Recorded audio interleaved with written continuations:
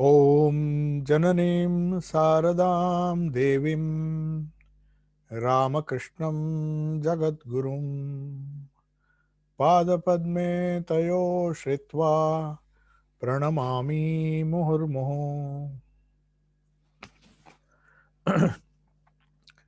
So we will be discussing the conversation that took place. The incident has been described, uh, which the conversation which took place on 5th November 1912. That was a Tuesday, and the Holy Mother has arrived at Ramakrishna Advaita Ashrama at Banaras around 1 p.m. the afternoon. After some time, she went to the new residence of Kiran Babu, which was very near the ashrama. Normally, women do not, there was no provision for women to stay in the ashrama. So they had the new residence of Kiran Babu, which was very near the Advaita Ashrama in Laksa at Banaras. The Sevashrama and the Advaita Ashrama, two centers which are located on adjacent campus in Banaras. So the Sevashrama is the hospital which was started, and the Advaita Ashrama is meant for other activities, other spiritual discourses and other things. But they share share a common wall, and it's very near. But they are different centers. Now the wide veranda of the house pleased the mother, and she remarked, "We are indeed fortunate. A narrow place makes the mind narrow, while a commodious place expands it." So she was very happy to see the arrangements made by Kiran Babu, where she had a very big veranda where she could meet visitors. And she just expressed her idea that it's always better to be in the open. The open space, the commodious place, or the space outside when you go out, it creates a wonderful ambience, and you get a feeling that you are in touch with the infinite. That's why people wish to go to see the Himalayas and all the wonderful. They want to just try to. Can all of you see me? Somebody has made a remark that they can't see me. Please message in the chat whether you can. Yeah. So I think you have to make some adjustments. All are able to see. Hmm? Okay. Somebody messaged me that they are not able to see me.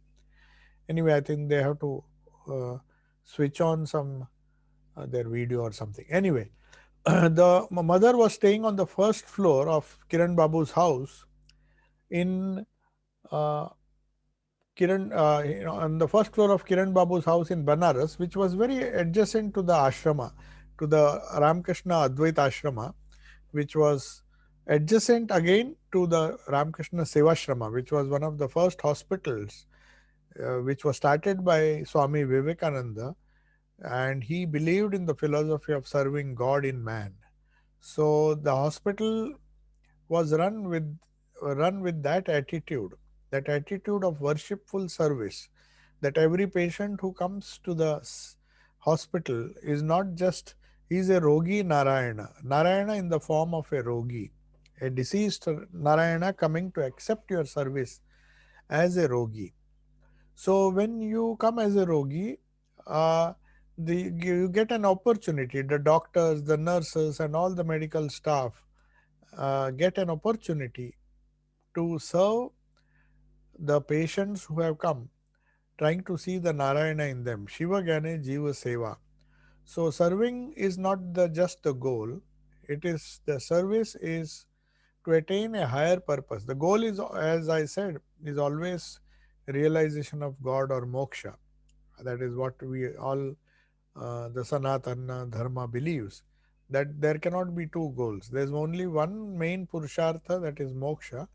Dharma, Artha, and Kama are subsidiary Purusharthas for people who cannot have moksha as their goal. But for sincere spiritual aspirants, moksha is the goal, and that one can attain by serving the God, the divinity in man. So that was the main purpose with which the Sevashrama, Ramakrishna Mission Sevashrama, which is a very big hospital right now, that is what they do. They started uh, this activity with that idea in mind. And adjacent to that was Advaita Ashrama, where where the monks of the Sevashrama now and then go to meditate and do all their spiritual practices. So the Holy Mother, as mentioned here, was staying on the first floor with Golapma, who had accompanied her, Master Masha, his wife, and some women devotees. Swami Pragnananda and all of us stayed below. So Arupananda, who is recording these reminiscences, they and Pragnananda, they all stayed below. The women devotees who had come stayed on the top floor of the new residence of Kiran Babu. The very next day, the mother went in a palanquin to the shrines of Vishwanath and Annapurna. Naturally, those who come to Banaras, they first have to visit these two main shrines of Vishwanath and Annapurna, Ma Annapurna. So since she was quite old, she could not walk. She would find it difficult to walk, so a palki was arranged. And on the day following Kali Puja, 9th November, this was 5th November, so after 3-4 days, this Kali Puja, on Kali Puja day, the auspicious day of Kali Puja, she visited Ramakrishna Mission Home of Service, also known as Sevashrama. That was adjacent to the Advaita Ashrama and also adjacent to Kiran Babu's new residence, which was not very far. So that is how mother visits the Sevashrama, the hospital, which was not as big as it is today. It was a small hospital, but anyway, they were doing great work there. So, she visited Ramakrishna Mission Home of Service. Swami Brahmananda, Swami Turyananda, Charu Babu, Swami Shubhananda was one of the founders of this organization, of this ashrama. Dr. Kanjilal, who was a devotee of Holy Mother, initiated by Holy Mother, and others were present. Kedar Baba, Swami Achalananda accompanied her palanki and showed her around the wards of the hospital. So she was unable to walk, and they gave her so much respect, they thought she should not walk. So sitting in that, she was shown all the different wards where patients were being treated. When she had seen every department, she sat down and expressed to Kedar Baba, that is Swami Achalananda, her delight at all the buildings and the wonderful management she had noticed. How nicely the gardens were maintained, how nicely the hospital had a wonderful ambience, and patients were served with so much of devotion and dedication. And then, seeing all these things, she said, the Master himself is present here, and the Mother Lakshmi is here in all her splendor. Seeing the wonderful arrangements and lot of uh, facilities were there. So, seeing so much of wealth being spent on getting the facilities for the most poorest of the poor people who otherwise would not have access to such nice treatment. She was happy that Thakur is himself, Sri Ramakrishna is himself there, and Mother Lakshmi is showering her grace by giving sufficient wealth to run this organization, this hospital. She was curious to know how the organization, institution, Sevashrama had taken shape and with whom the idea first originated. Kedar Baba referred to zealous efforts and perseverance of Charu Babu and others. So Kedar Baba, Swami Achalananda said it was Charu Babu who later on took sannyas and became Swami Shubhananda, Charu Chandra. So he was the one who got that idea and Swamiji inspired him to start it. The mother was Brahmananda also told her about the efforts and enthusiasm and the hard work of Kedar Baba. So Charu Babu was Swami Shubhananda and Kedar Baba was Swami Achalananda. So these two Swamis, Charu Babu, Swami Shubhananda and Swami Achalananda, Kedar Baba, they had developed this hospital and made it a very nice place for treatment, for service of God in man. It was not just the treatment that was given here, but it was service of God in man. So the mother was very much pleased. She remarked, "This place is so beautiful. I feel like staying here in Banaras." So normally one would not like to stay or be in the proximity of hospital centers. But Holy Mother saw the spirit. She saw the inner beauty of the seva these monks and the doctors and the nurses were doing. Saving of life can be a great sadhana. So she saw it in that through from that perspective. That's why she says the place is so beautiful. You can't expect a hospital to be beautiful, though they tried their best having a beautiful garden and keeping it very, but still the atmosphere of the hospital, normally people in according to Hindu tradition, that monks were not supposed to do all these jobs like sick people and all. These were meant for not supposed to be conducive for spirituality. But Holy Mother says, no, this is such a beautiful place, such wonderful service is going on, and I feel like staying here. Leaving Jairambati, the calm place, the village place of Jairambati, she says she likes Banaras. It was crowded, no doubt. The hospital, if you see even today, it is full of slums, and all the neighboring people are so poor. So naturally, a lot of poor patients come, and there's a lot of suffering, and which are normally associated with hospital. But Holy Mother says, I feel like staying here in Banaras. Soon after she had reached her residence, a devotee came to the Sevashrama with a 10 rupee note and handing it over to the authorities, the some monks there, the head of the center, and said, kindly keep these 10 rupees as mother's donation to the Sevashrama. You see, she was so inspired. 10 rupees, of course, was a big amount in those days. So that grace of mother, she was, she perhaps somebody had given 10 rupees for her expenses. So as soon as she went back to her residence in Kiran Babu's house, immediately she took out that note and said, go and give this thing as donation from mother. And they were so happy that to this day they have not spent it, they have kept it. They have nicely preserved that very note which Holy Mother gave, the 10 rupee big note which was issued by the British. In those days, the note was quite big. So that note is still there. They considered it to be so holy and a wonderful grace of Mother that she donated. She was one of the donors. So they have not used it, they have kept it nicely and framed it and kept it. So after our visit to the temple of Vaidyanath and Tilabhandeshwar, these are the smaller temples. They have, apart from the Varanasi Vishwanath and Annapurna, the temple of Vaidyanath, Tilabhandeshwar, these are all smaller temples. She said the Shiva image there was Swayambhu. The temple of Vaidyanath, she saw Swayambhu means it is not an Shivalinga which has been installed. It has just emerged from the earth. The place where that temple has been constructed was in a place where the Shivalinga or the stone, the emblem of Shiva which is being worshipped, has emerged from the earth, or it was just protruding from the earth. So it did not have to be placed there. It was already there. They have created a temple around it. So that is known as Swayambhu. Swayam means by itself.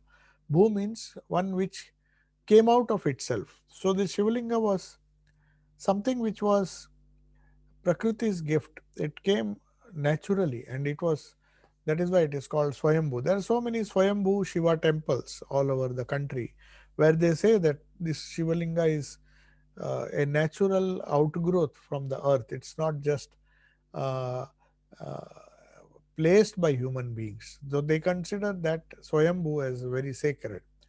A little after dusk, my holy mother visited Kedarnath temple. So Kedarnath was another temple, not the one which is there in Kedar.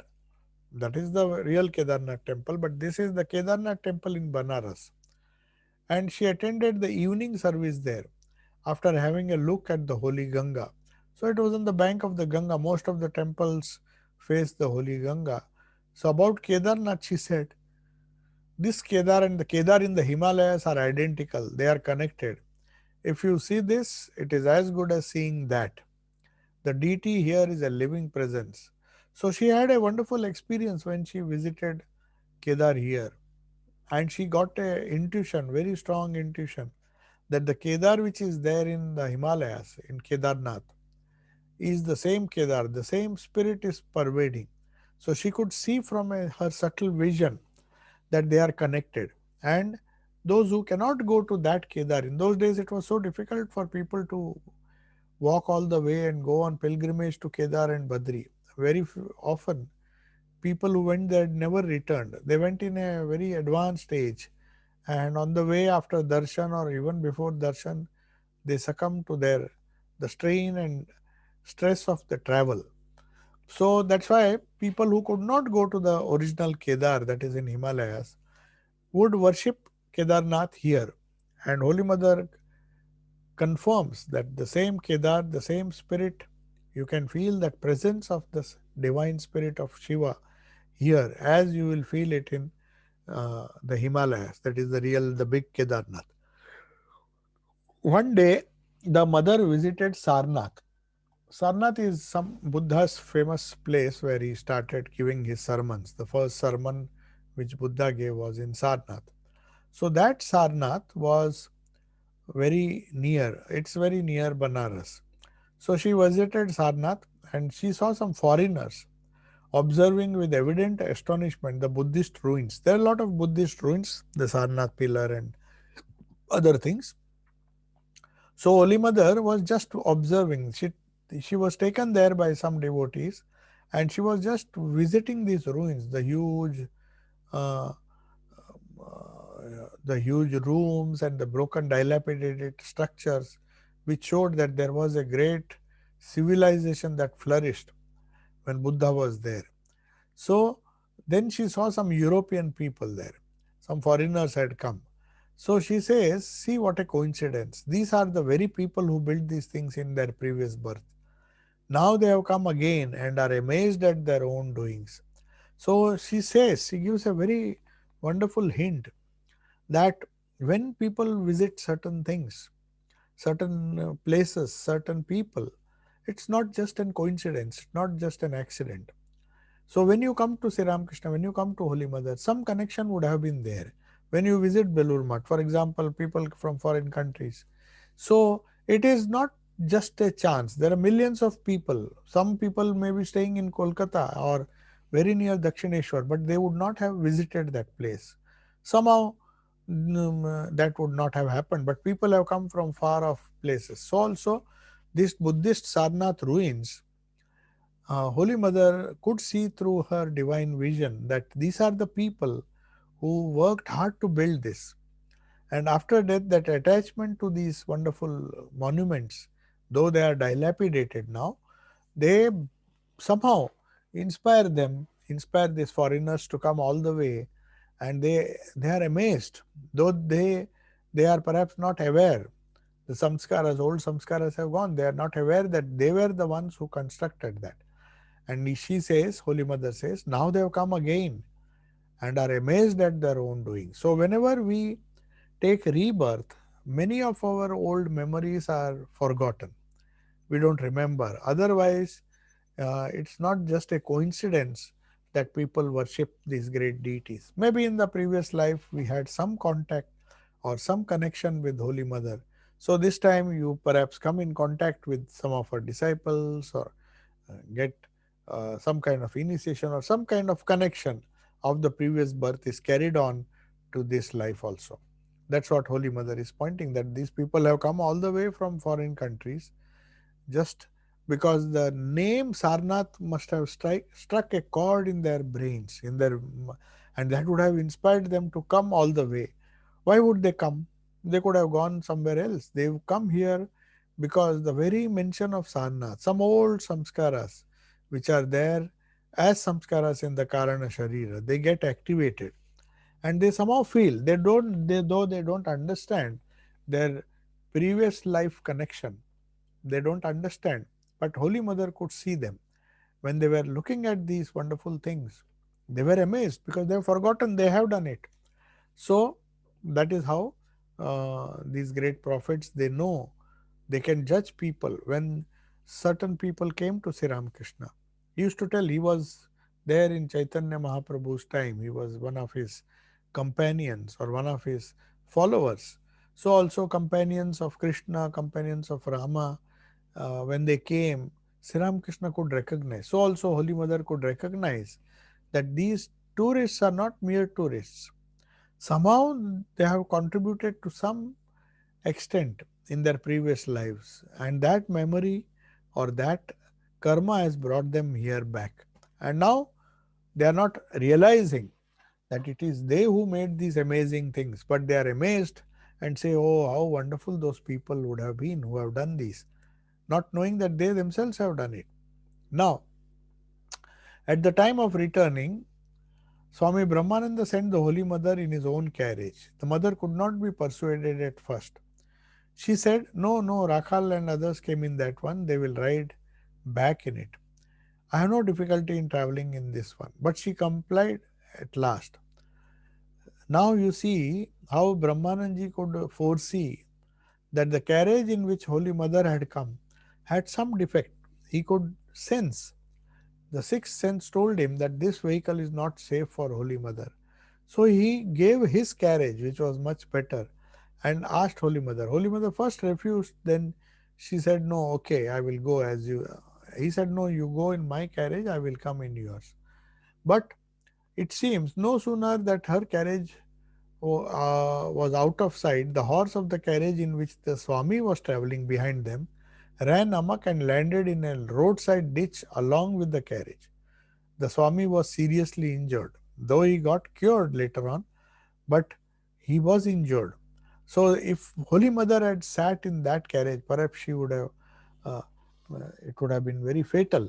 That's why, on hearing this, Holy Mother said, uh, the accident was really in store for me, but Rakhal quietly diverted it upon himself. Otherwise, with so many young ones, Radhu, Bhudev, and others in my carriage, who knows what would have happened to them? She was not worried about herself, but she knew that if this carriage had broken, all these children would have perhaps died. It was such a serious accident, the other carriage. But Brahmananji had that intuition and he thought, okay, let me just take away the karma of these people. And he diverted that accident to himself. That is how these great prophets and these great people live. So Holy Mother says, thank God that we were not traveling in that. Otherwise, the small children would have, perhaps, it would have been fatal for them. The Holy Mother visited two holy men this time at Banaras. One of them was a follower of Guru Nanak and the other was Chameli Puri. So Chameli Puri was another monk, but there was another disciple of Guru Nanak also. These two holy people, Holy Mother decided to meet, visit them. When Golapma inquired of Chameli Puri, who arranges for your food? So Holy Mother went with Golapma and all the other women. So seeing the simple living, uncomplicated living of this Chameli Puri, who had no kitchen, apparently nothing except a small hut, the grand old monk replied with lot of faith and earnestness, why? It is Mother Durga alone who does. She takes care of my food. Who else would? And saying this, he said it with so much of conviction and childlike faith that I don't have to worry.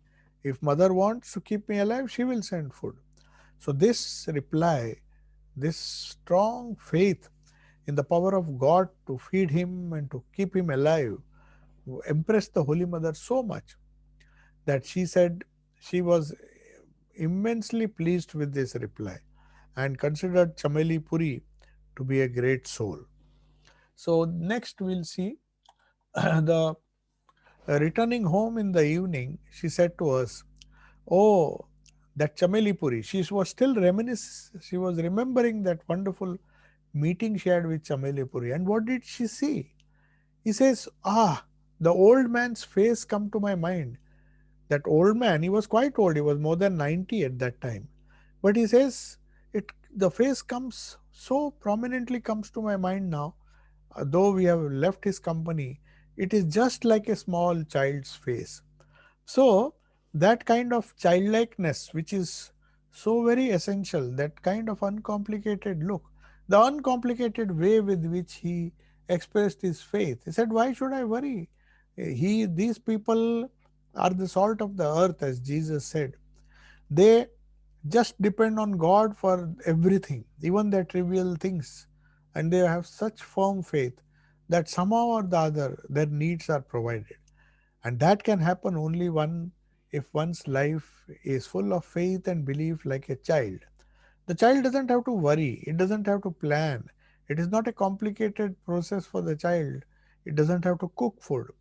It knows the moment I cry, the moment I am hungry, my mother will feed me. So also this Chameli Puri believed in Durga and the capacity of Durga to make arrangements for his survival. All he needed to do is call upon her, meditate upon her. That was the whole goal of life. So that's why Sri Krishna also promises that if you worship me with undivided attention, ananyas chintayanto mam ye jana paryupasate tesham nityabhiyuktanam yogakshemam vahamyaham. That means ananyas, without any worries and anxiety, one who constantly meditates upon me, ananyas chintayanto mam ye jana, those people Paryupasate, worship me with undivided and continuous faith, belief, and uh, prayer. Those who worship me, Tesham Ananya Chintayanto Mam, Ye Jana Paryupasate, Tesham Nitya Abhiyuktanam. To those people who are Nitya Abhiyukta, they are always connected to me in some way or the other, either through japa or through meditation. Whenever you get a chance, you just cling on to the Divine Mother. That is what Chameli Puri used to do. That is what all spiritual aspirants are supposed to do. The goal of their life is just to connect, keep the connection going. And the rest of it, all the arrangements Mother will do. She will create circumstances. If there are some complications which are going to come, she will immediately solve it. She will arrange something. She will turn the mind of somebody and make things easy for you. Only thing we have to have faith and have patience that she is our real mother and she will do it. So that's why the Holy Mother saw that such a wonderful personality, like uh,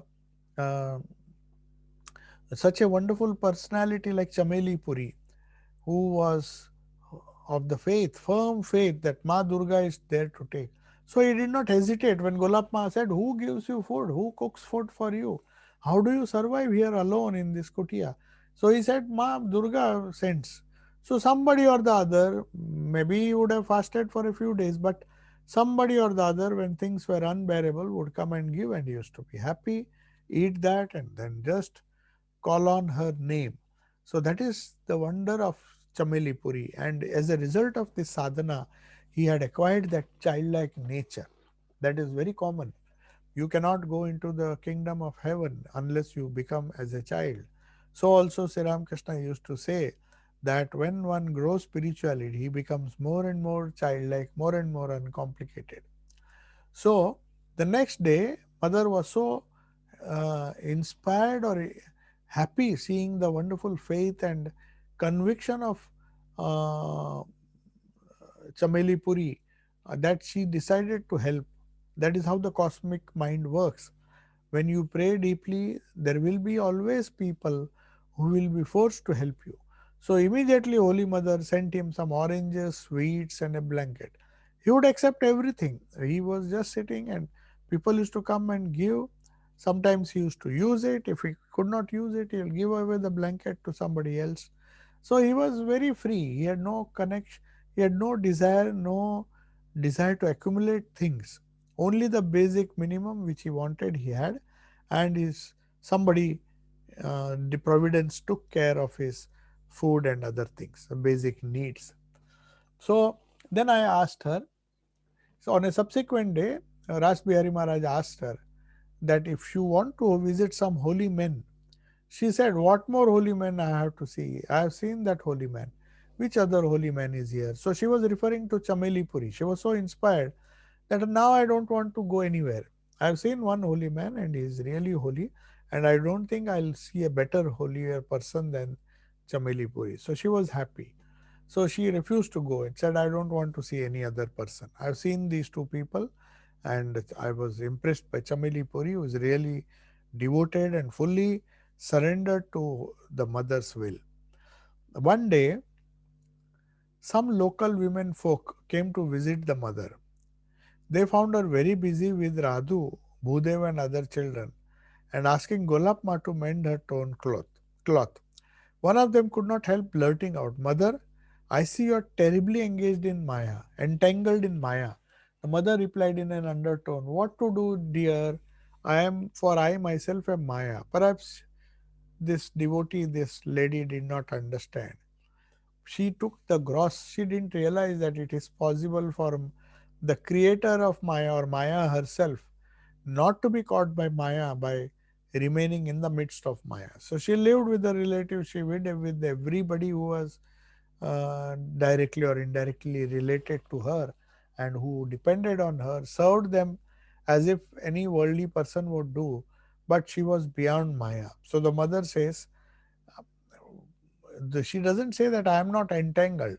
She just wants to say that what the appearance of entanglement you see in Maya is nothing but a uh, it is my own power. So I myself am Maya. So what if I am myself Maya? Then I have to act in the way I do now. So that is the idea. Now, Holy Mother replied very slowly. I mean, she did not say it loudly, but Rasbihari Maharaj had heard that she is Maya herself, Mahamaya herself. That is why without Mahamaya's grace, we cannot realize the Brahman. That is what they say. Because Avidya Maya has a tendency to drag us towards the gross. But somehow, if we disentangle from that gross and attach ourselves to the permanent, then the Mother's grace comes and automatically forwards us to be united with Brahman, which alone will solve the problem. Now, another day came, three or four women came to meet her in Banaras. The Holy Mother was then seated on one side of the veranda while Golapma and others sat on the other side of the veranda. Or in Kiran Babu's house, as I said, there was a very big veranda and devotees could come. They had devotees would come there and sit and mother used to give them darshan there. But a very funny incident happened. You know, mother, when towards the end of her life, looked very frail, fragile, and weak and sickly outwardly. She was not her normal self. But Golapma was a wonderful, tall, and very famous personality. Outwardly, from her exterior appearance, it appeared she is a very powerful woman. That is how we make mistakes. If a person is frail, thin, like Swami Vireshwaranji was very frail and thin. So when they said, why don't you go to America? I said, people there are used to seeing powerful, tall, and they think only tall and powerful, physically tall and powerful personalities can be very strong and spiritual. They don't have an idea of what gross really means in life. Gross is the development or growth in the gross is no guarantee that one will be developed in the subtle. So Holy Mother says, I mean, she was sitting with Golapma, and the visitors who came thought this is Ma Sharda Devi, Golapma, because she was looking like or at least pretending to look, not pretending, she was definitely spiritual, but definitely not as spiritual as Holy Mother. But the visitors mistook her for Holy Mother. And she saw, oh, there is an old lady here. Maybe she is one of the disciples, but let us go to Holy Mother. And they used to go to Golapma. So Golapma used to get angry. And she was about to say, these devotees were about to say something, when Golapma saw the mistake and said, there sits the Holy Mother. Can you not see? Go there. She is Holy Mother. Seeing the simple appearance of the Holy Mother, she thought the Holy Mother was just making fun. But when Golapma repeated what she said, the woman went towards the Holy Mother. First she thought, what is this? Golapma is perhaps Holy Mother, but is she out of fun? She is telling, go there, don't come to me. She is the real Holy Mother. So that lady hesitated, these devotees hesitated. But when Golapma repeated, said, can't you see? She is the Holy Mother. You go and salute her there. Do pranams to her there. The mother too smilingly said, no, no, she indeed is the Holy Mother. So mother also found it amusing. So she also joked, said, no, no, no, you go to her. She herself is the Holy Mother. Now this woman devotee was in a fix. She did not know. Golapma was saying Holy Mother was the real mother, and she was saying the other person there is the real mother. So all the others were watching the fun. Now where will this woman go? Finally, the woman adjudged Golapma to be the real Holy Mother. So she used her worldly judgment and thought, let me stick and insist that you are the Holy Mother and you have to bless me. So finally, she advanced towards her and said, I know you are the Holy Mother. Then Golapma, who was in the beginning just cajoling her to go to the real mother, she got angry. And then she said, don't you have the, don't you notice the difference between a human face and a divine face? Does any human being appear like that? Pointing to the Holy Mother, she said, what has happened? You are not able to recognize divinity. You have no sense of judgment at all. You see, that is Holy Mother, not I am not the Holy Mother. Can you not see my face is human? That is a divine face. So these spiritual people, spiritual sadhikas, they could see Holy Mother. They could see the divinity percolating through the very old and sick exterior of Holy Mother. Though exteriorly, if you see from the exterior point of view, Holy Mother did not have a personality which we normally associate with great people, powerful people.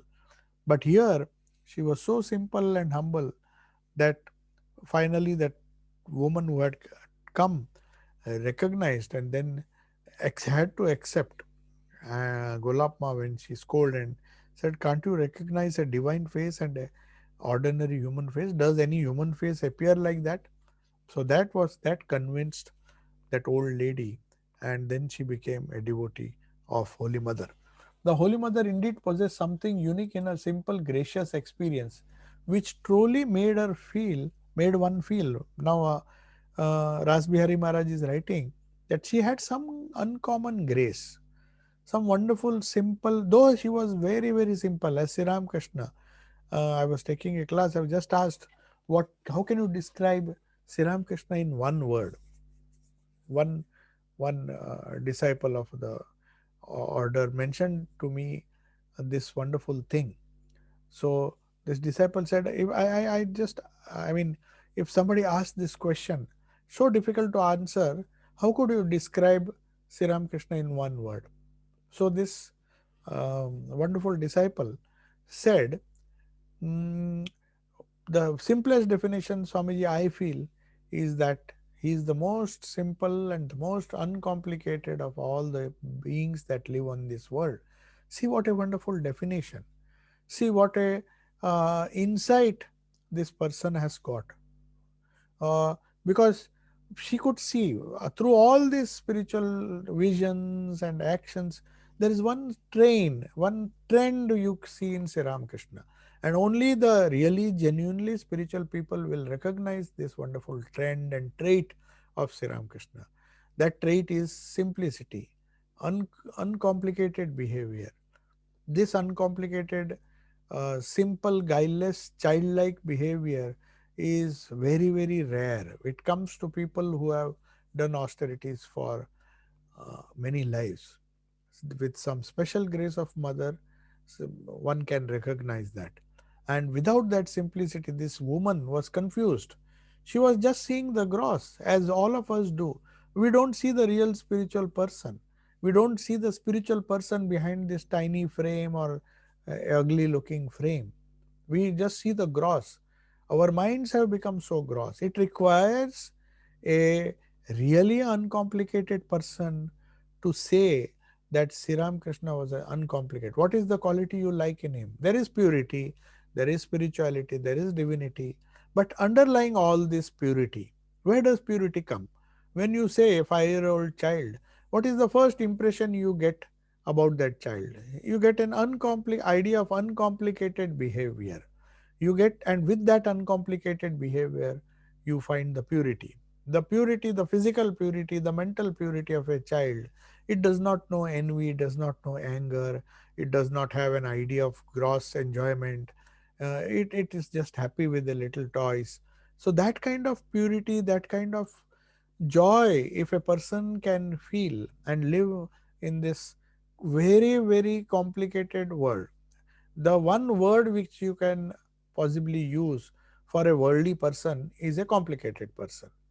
Just as an uncomplicated person is a spiritual person. That is the best definition we can give of Thakur. On the other side, you find what is worldliness? It is complicated behavior and complicated person, personality. How does the complication comes? Because the worldly person is involved in too many things. When you involve yourself in too many things, especially things which do not concern us, the gossip of other people, there are many things which really do not have any relevance for our lives. It has do not have any relevance to our lives, but still we get we complicate things by getting involved in those things which really do not need our involvement, things which really do not need, because we as it is we are complicated, we have our own problems and we compound these problems. So that is how the more complicated a person, the more worldly he is considered to be. A person has one child, his life perhaps will be less complicated than a person who has two children. And then you go on, suppose he has 10 children. Can you imagine how much of worry, how much of anxiety, how much of uh, how many extra duties he has to do? So we complicate things by by increasing our material needs, increasing our sense pleasures. We go on creating problems, more and more problems. And when problems increase, it our worldliness increase. What does it increase? It increases our complicated behavior. We become complicated ourselves.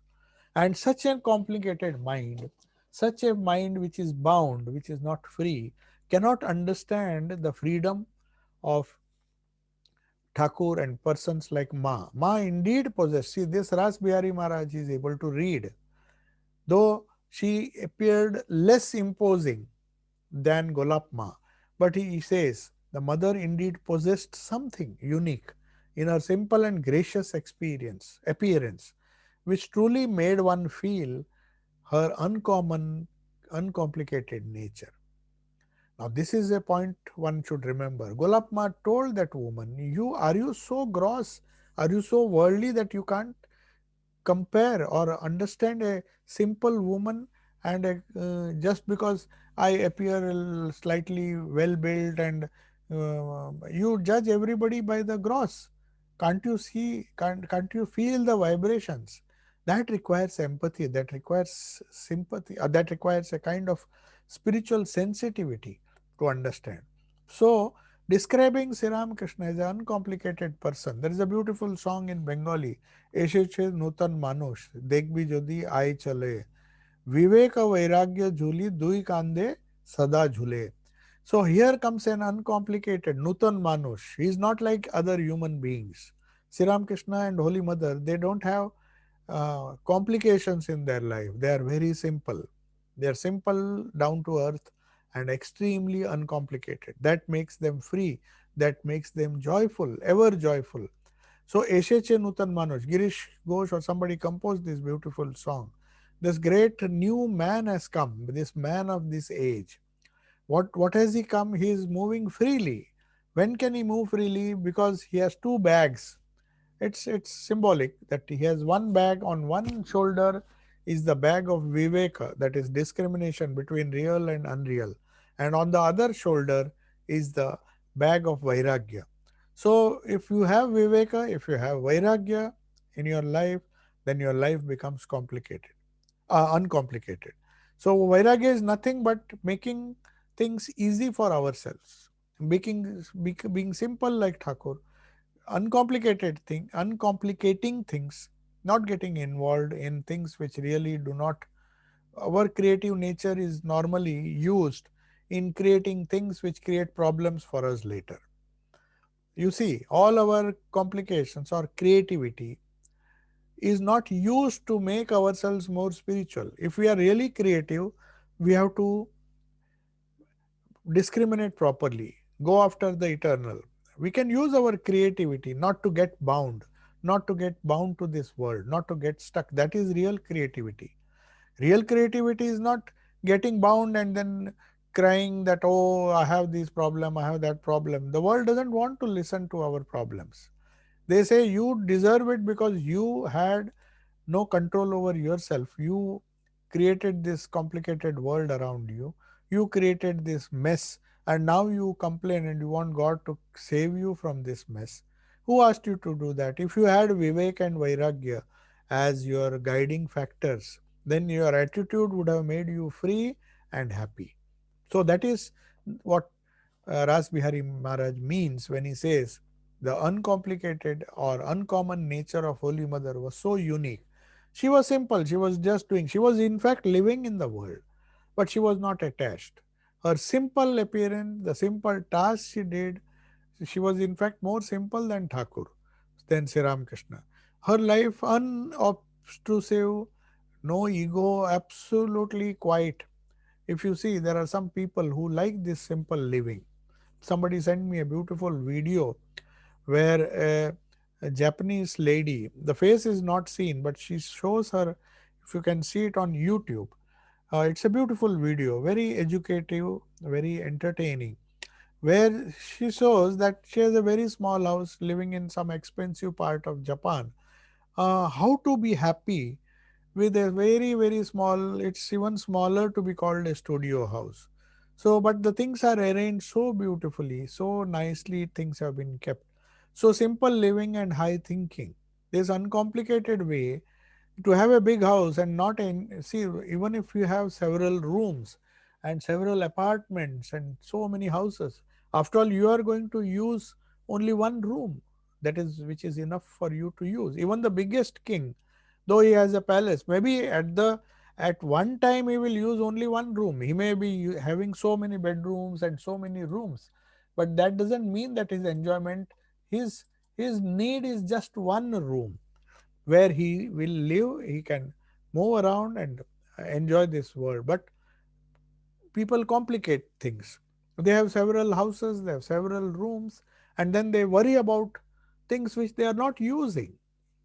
So that is making the simple life, uncomplicated life, complicated. So the best definition of Holy Mother's uncommon nature is that she chose and showed us how to live a simple life and get maximum joy. When Robert Ingersoll, who was a very, very materialistic person, he did not believe in religion and spirituality, but he was a very powerful speaker and he could convince people by the force of his arguments that this world is like an orange. He used to give an example. In fact, he met Swami Vivekananda and said, do you know what I consider? This world is an orange. You just squeeze it and enjoy all the juice that is there. I believe in squeezing this world. It doesn't matter if people get squeezed.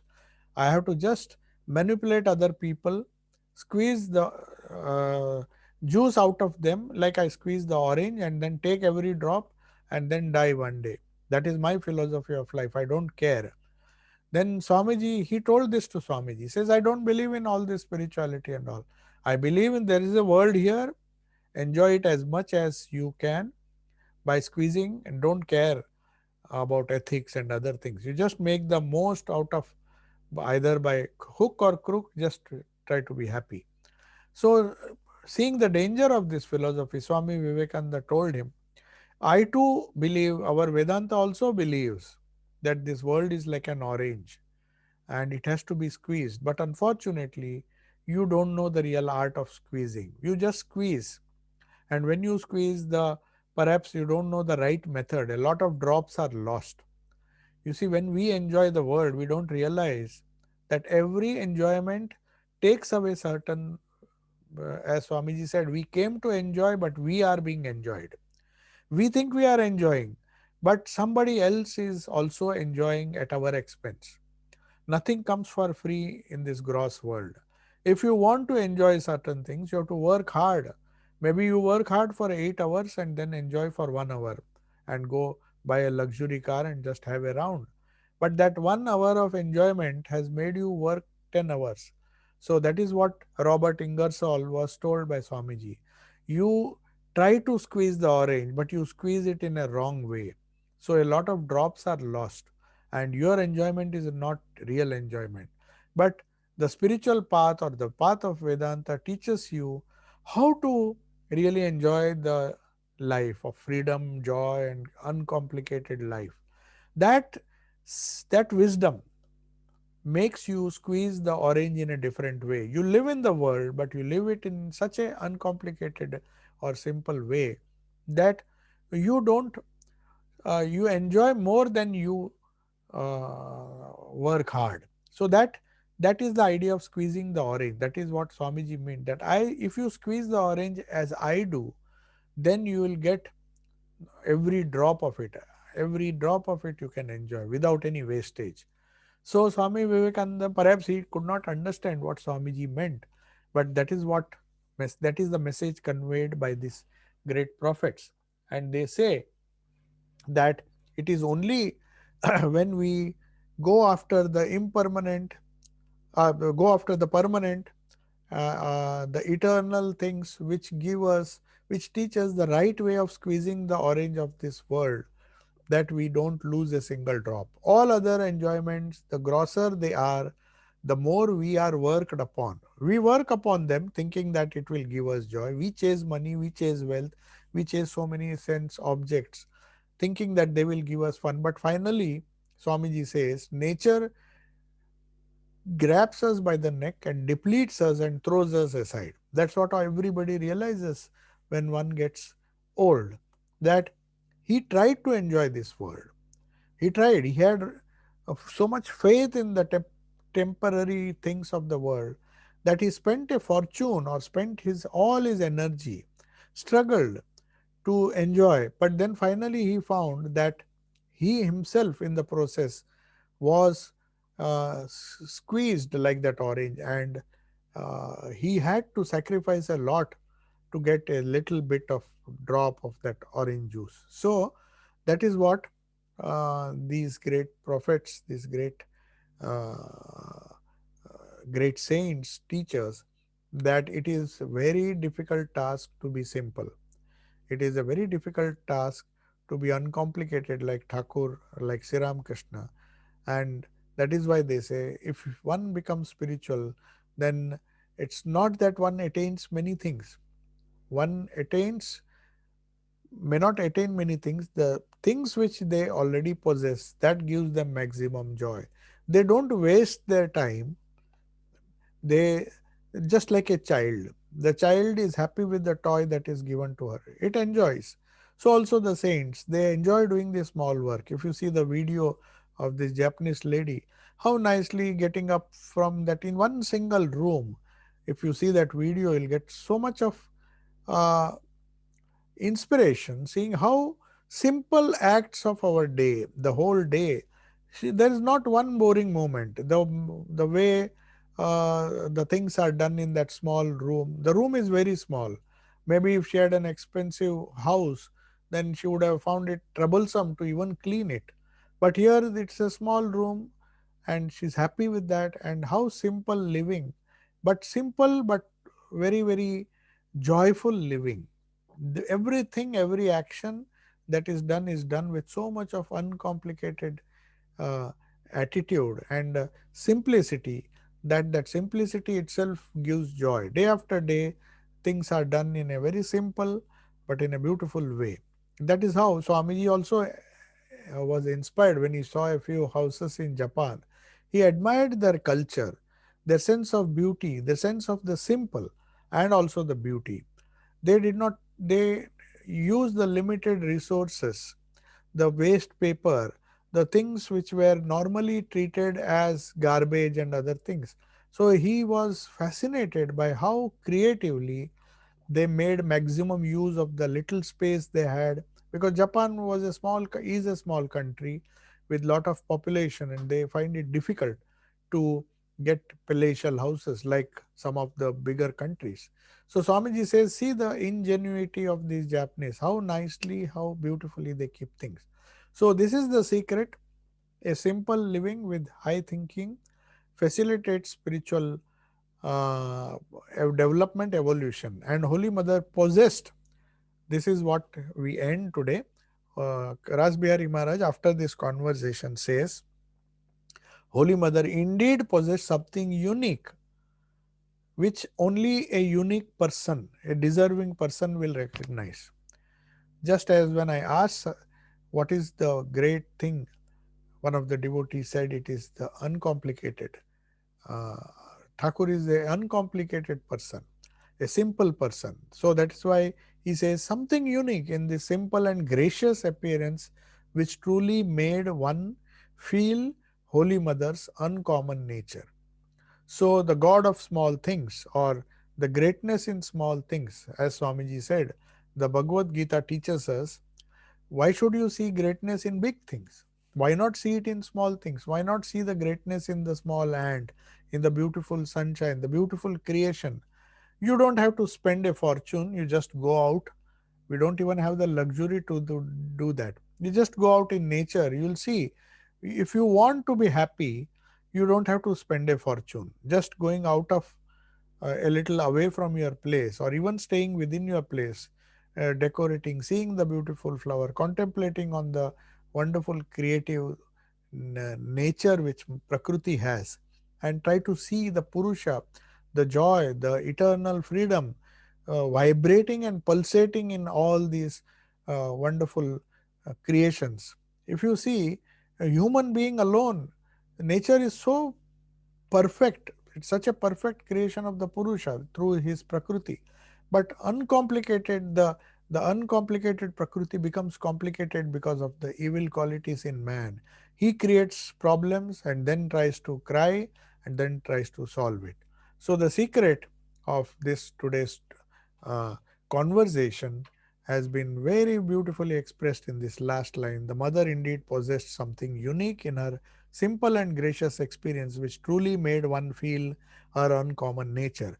But one should remember, this uncommon nature was not seen by that worldly woman. It's only the Arupananda and Golapma and some devotees who really have some stuff in them, some spiritual stuff. They only can recognize this simple and gracious behavior of Holy Mother.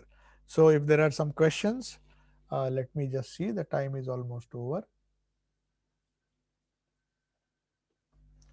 Yeah, the question is,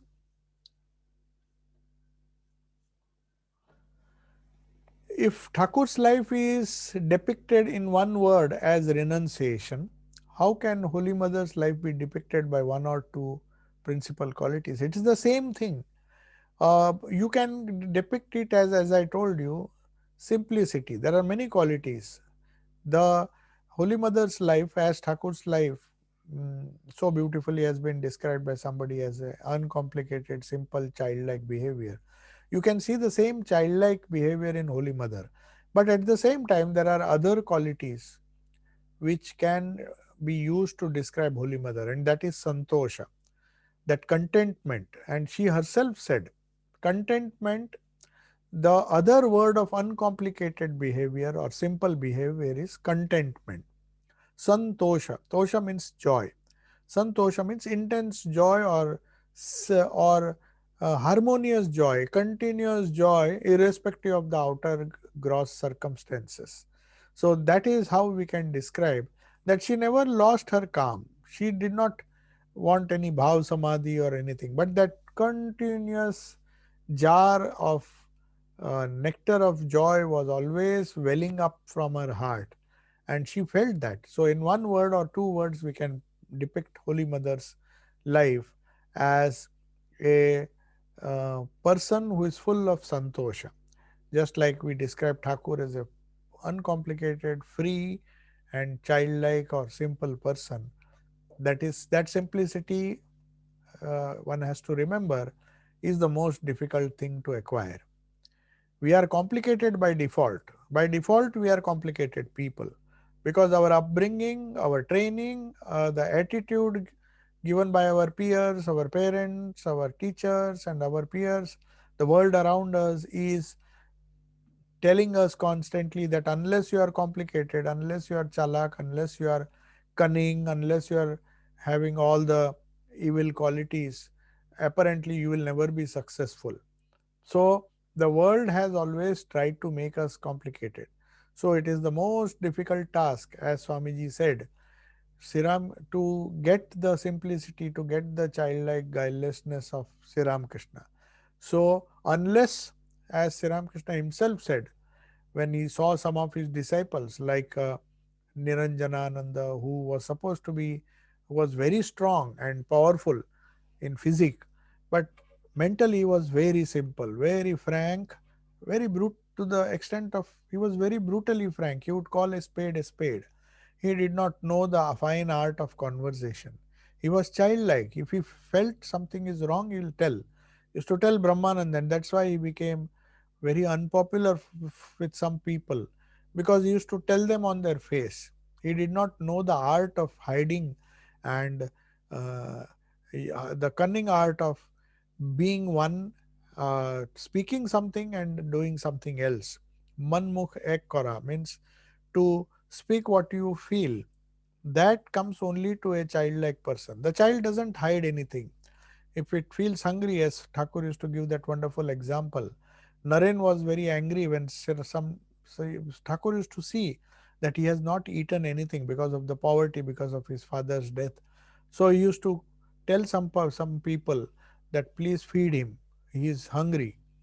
And Naren used to get angry because he was educated in a university. It was a bit complicated. He said, why should Thakur tell everybody that I am hungry?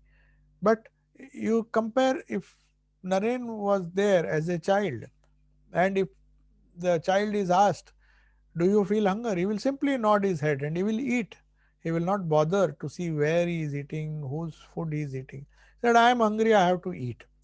So that kind of attitude is attained with great difficulty, because we have been told time and again that to think in one way and speak in another way is the common norm. They say you should never express your emotions. You should not be frank, because if you are frank, it may displease certain people. But people who really want to attain the permanent, to attain God, attain spirituality, they know. That is why Thakur used to say, never have the theft of thought. That means speak what you think and think what you speak and act what you. Man mukh. Man means the mind and the words. Either don't speak, or if you speak, speak what you think. Don't try to mince matters and make things complicated. That way we complicate ourselves and we complicate others. It's always better to be frank. So that is how Holy Mother's life can be described as Santosha. Okay. Now there's one more question. Let this will be the perhaps the last question. Having objects of desires means you are not able to renounce. What is the condition of mind suitable for renouncing not just objects but subject to? By subject, I mean forgetting yourself also. That is ego. Perhaps your question means that forgetting yourself means forgetting the stupid ego, the reactive mind. You can't forget yourself, because our self is the most dearest thing to us, the higher self, the Atman, the Brahman. How can you forget that? That is the only thing worth remembering in this life. So when you are asking this question, it's a nice question, that uh, uh, that renouncing not just objects but the subject too. So you can't renounce the subject. You can renounce the ego which is clinging to the subject. The subject is something you can't renounce. It is going to be permanently there with you. The Atman or the Brahman, which is the same. We are divine. So there is no question of renouncing divinity. But the question of renouncing the subject means, in your case, the question is very good. The answer is that you have to renounce the ego, the reactive mind, which makes us feel happy, which makes us feel miserable, which makes us suffocate for silly reasons. That is what we have to renounce, not just the objects. Suppose you have renounced. I'll give you a wonderful example. This is an example which Thakur gave. How a person who has renounced all the objects, still, according to this question, he has not renounced. Thakur shows that it is not enough to renounce the gross. This makes this question very important. The objects, not just renouncing the objects of desires. See, this sadhu, Thakur gives this through a beautiful example. He says this sadhu renounced everything. He renounced his house, he renounced his bed, everything. He said, no, from tomorrow I'll sleep on the ground, I'll sleep in the open under the tree. But because of his old habits, he wanted a pillow, but there was no chance for any pillow. You can't have a pillow in the open. He renounced everything, but he took a brick, and he took two bricks and kept it and used it as a pillow, and he slept. So some passerbys, worldly people, of course, who were attached to their objects, they said, see this sadhu, see this sadhu. He has renounced everything, but he cannot renounce these bricks. So when he heard that, this sadhu got terribly angry. This sadhu got up and said, what these people are telling me? They have the guts to tell me this. I have renounced everything. I have renounced the house, renounced everything. I am just sleeping on the floor, bare floor. And just because I have taken these two bricks which are there, they say that I am attached to these bricks. He got terribly angry. Then Thakur says, you see, it's not the external renunciation. He has renounced everything, but he has not renounced his ego. Why should he get angry? If some person thinks or says that you have not renounced, you be happy. You just have to keep quiet. But if we are attached to the reactive mind, the ego gets attached to the reactive mind. That means you have not renounced the subject. So this question actually in effect means, the question which is asked here, that we have not only to renounce the objects, but like the sadhu, you have to also renounce the subject, that is the false ego, not the divine self. The divine self is something which gives you joy, permanent, that has to be clung to. The Thakur, the Brahman who has come as Thakur who is within me, how can you renounce him? You can't renounce. So that is the part of the question. The next question is, forgetting yourself means forgetting the ego. So I think I have answered the question properly. Is forgetting of yourself or getting lost in what you do enjoy objectless, just as air, same as enjoying a presence? Yes, yes. This is a very, very subtle question. But here there is a catch one has to remember. Forgetting yourself, that is the essence of Karma Yoga. You see, where the example where I gave you, where I saw that every day Thakur used to say, do things perfectly. He used to get up, used to keep the knife in a proper way, the glass in a proper way. He was artistic about everything. You have to read a beautiful book written by They Lived with God by Swami Chetananda. Is a compilation of many things. It is not there so much in the gospel, but Master Mashe wrote some reminiscences about Thakur, where he has described his day-to-day activities. How Sri Ramakrishna got up, how he washed, how he cleaned his face, how did he not waste water. He says there were so many wonderful things one could learn. See, he was not worshipping, he is not objectless, he is just objectless, he is just enjoying the presence of whatever object he is using. He is not going after expensive things. Perhaps he has just got one glass and he has got one knife. He keeps it in perfect order. That is how simple living and high thinking leads to spirituality. So it is the same as enjoying the presence of Thakur. Definitely it is the same as enjoying the presence of Thakur, because enjoying the presence of Thakur is enjoying the presence of simplicity, of uncomplicatedness. So we had to be happy with the small things in life, to be happy with just a walk, happy by just, see, because you are enjoying the proximity of your consciousness, the awareness. That is what they do in awareness meditation. They try to, when they are gardening, they just do gardening with full interest, as if that is the only thing in life worth doing. So also, when you meditate, you should thinking of Thakur is the only thing I should do now. But suddenly you are called to do something else. Then do it as a worship of Thakur. That makes it easy.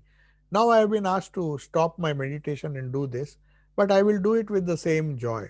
Oh, now I have to go and cook something. I have to prepare a soup or prepare something, some item. You do it with so much of dedication, thinking that it is Thakur's seva.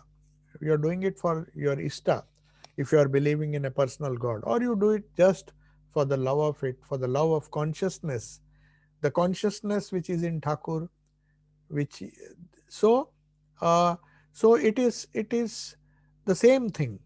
So is it not very close? The further question is asked, to be being gross. No, it is not gross. To be gross means to do it as a thing which is to be enjoyed. But if you do it as a thing which is done to be done as a duty, as an offering to the Lord, keeping the consciousness primary, keeping the dedication to Thakur primary, or the consciousness behind that act as primary, the joy you get after while you are doing that, if that is primary and not the object. But the problem is there is a very subtle difference. When people enjoy the gross objects, they think they think that it is the object that is giving the joy. They don't think that this enjoyment has to be in a very detached way. That is why renunciation and vairagya are mentioned. So, the first verse of the Ishopanishad explains it very clearly.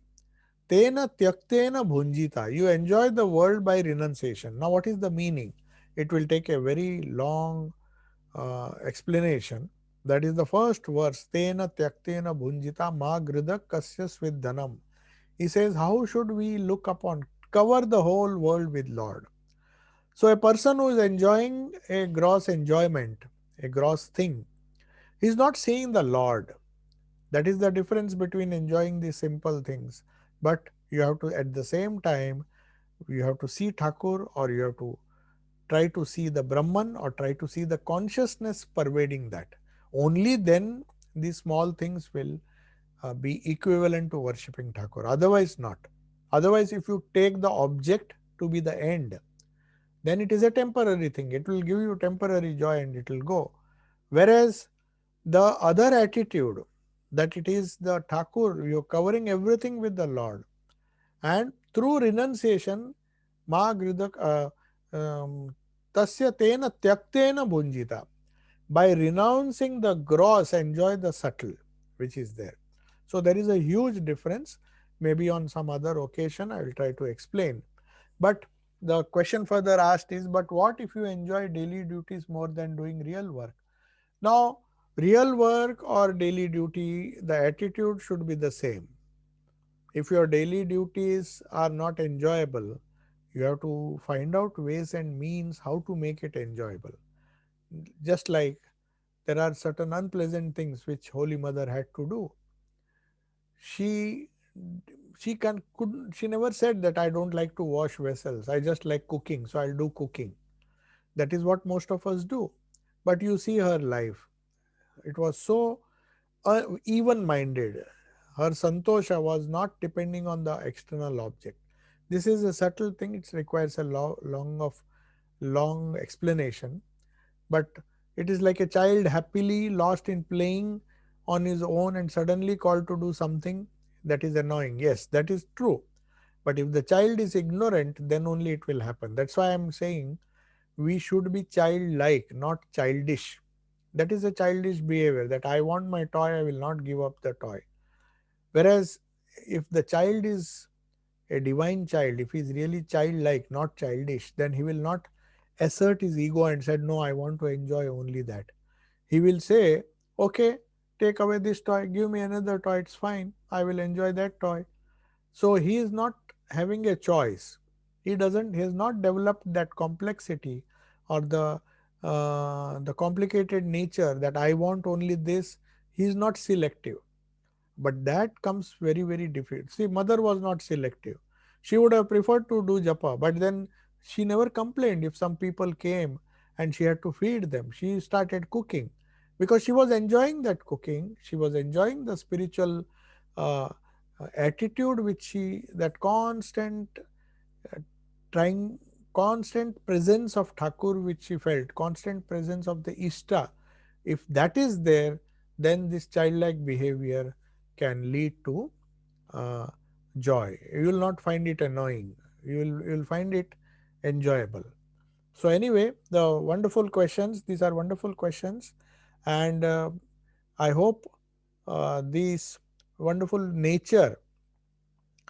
Uh, there is one more question. Let me answer. The child playing in solitude in his own mind space is a form of meditation or not? Yes, it is. It can be a meditation. See, the thing is, the child, we cannot. When I say one should be like a child, that doesn't mean one has to be a child.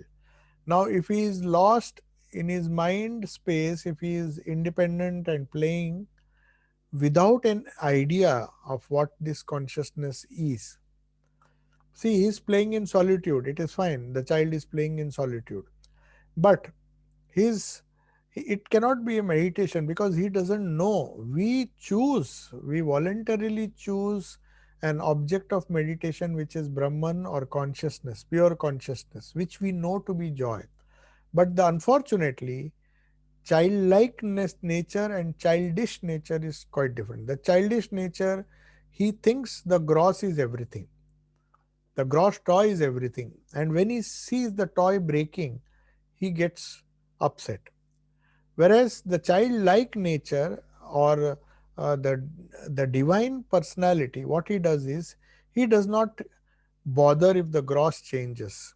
He just has a constant presence of the awareness of consciousness of the divine of Brahman always in his mind. So it takes a lot of while to understand this or even practice this. You may understand it, but one finds it difficult to practice it because the unpleasant things, when they come, we seem to lose the balance of our mind. We lose the sense of joy. We don't think it is coming from Thakur. So that's why the prayer of dualities, Gita says, you have to train your mind to continuously enjoy your simple life connected to Thakur and feel his presence as much as possible in all the duties without any distinction, whether they are more difficult or less difficult. You have to maintain that attitude, and that doesn't happen to a child. It is upset when the toy is taken away. It is given something else which it doesn't like. That is childishness, that is not childlikeness. So there is this subtle difference. So we'll discuss it on some other occasion. Om Shanti Shanti Shanti Harihi Om Tat Sat. Sri Ramakrishna Arpanamastu.